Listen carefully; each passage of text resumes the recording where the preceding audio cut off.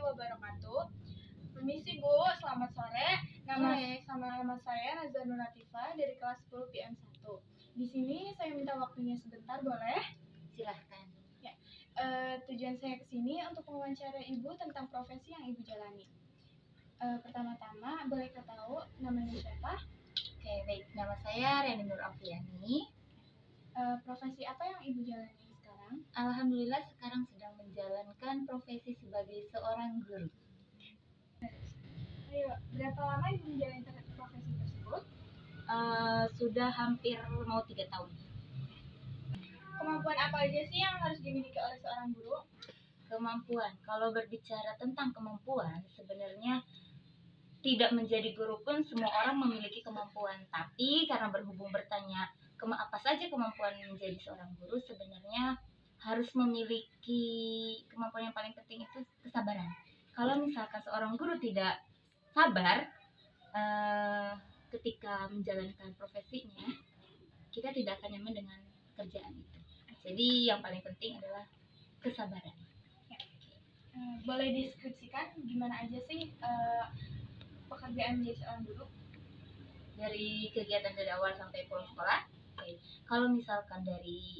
Kalau saya pribadi, kalau misalkan kesiapannya dari malam sampai ke malam lagi, yang pertama menyiapkan bahan pelajaran atau bahan mengajar untuk besok pagi yang akan diajarkan kepada anak-anak. Kemudian ketika sedang di sekolah, kita bagaimana caranya untuk mengkondisikan anak supaya bisa mendengarkan, bisa menerima pelajaran dengan baik, bisa tertib juga di kelas.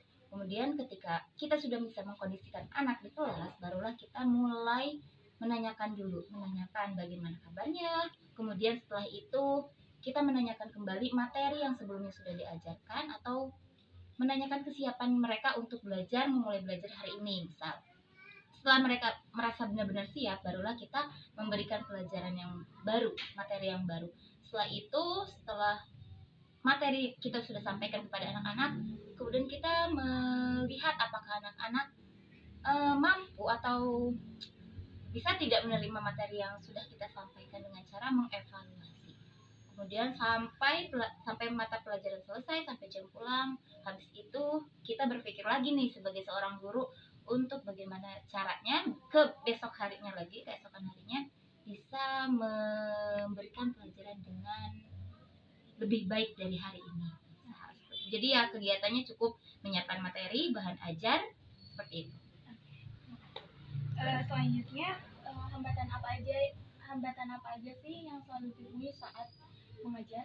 Oke, kalau hambatan sejauh ini selama 3 tahun ini, karena memang kondisi kelasnya dengan banyak siswa yang hampir 40 siswa, jadi yang paling susah dan kesulitan itu yaitu memahami karakter anak-anak. Kan tidak mungkin nih satu guru harus bisa memahami 40 karakter siswa-siswanya di sekolah. Jadi itu aja yang paling susah, itu harus bisa memahami karakter siswa di sekolah. Bagaimana solusinya terhadap dengan hambatan-hambatan tersebut? Solusinya? Ya. Kalau menurut saya solusinya itu ya kita harus mendekatkan diri dengan anak-anak, satu-satu kita berbicara lebih dekat lagi dengan anak-anak supaya kita bisa tahu bagaimana karakter anak tersebut. Kalau kita tidak mendekatkan diri kita sendiri kepada anak-anak, mungkin kita tidak akan tahu bagaimana karakter anak di sekolah. Jadi kalau kita seorang guru pengen tahu karakter anak di sekolah dengan cara pendekatan kepada seorang siswa. Terima kasih atas waktunya. Sama-sama. Oke. Saya mohon pamit. Wassalamualaikum warahmatullahi wabarakatuh.